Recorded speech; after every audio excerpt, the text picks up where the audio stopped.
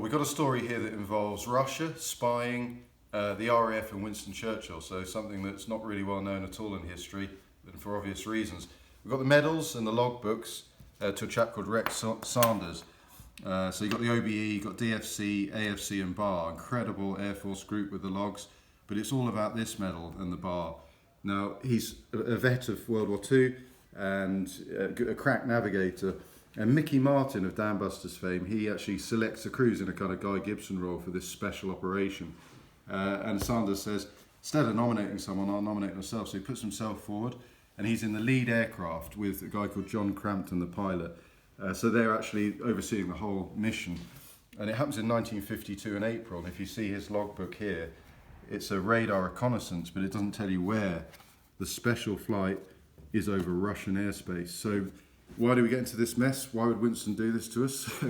Well, President Harry Truman was just tentative because they'd had an aircraft shot down the US Navy in 1950. He thought it was going to be unnecessary provocation to send spying American jets over Russian airspace.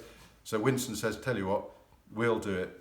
They get the American aircraft, which you see here as the RB-45C Tornado, rebadge it with RAF roundels on it. So an American aircraft dressed up as an RAF plane with RAF British crews in it. And out they go. They head out from RAF Sculthorpe. They're over overnight in Russia, hardly any lights on the ground and everything. In these jets, and they refuel mid-flight, and it's a 10-hour mission. Extremely dangerous, could have sparked war with Russia. God knows what would have happened if they'd been shot down. But they get back safely, and in 52 is awarded the AFC specifically for this, and congratulated by the American General Curtis LeMay.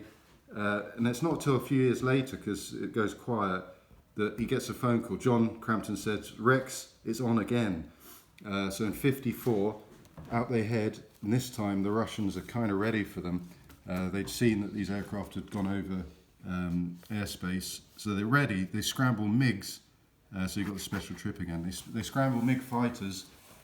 They try and ram it out the sky, the three aircraft, each with three crew. They try and ram these jets out of the sky. That's said later by a Russian general. And they fail to do that, but there's all sorts of anti-aircraft fire. Flak, as Rex says, was intense. And they're trying to take the photos of the radar and over the sites. And they get out, but they miss the refuel, and they have to emergency land at an American airbase in Germany. And Rex says the consternation caused there by coming in from the east as an unknown one aircraft was incredible in itself. Extremely daring. Khrushchev famously said afterwards to a US air chief that anything like a Cambro goes over their airspace again, it would be a flying coffin. So it's a really heightened time, important work that brings us closely aligned with intel of America and puts us together with an ally, but very risky. And apparently the Queen didn't know about these missions, and Rex said his wife didn't. And here's a caricature of the cheeky chappie on a good bottle of grog in World War II. So an incredible archive and a very, very, very niche, unknown part of history. We're proud to have it.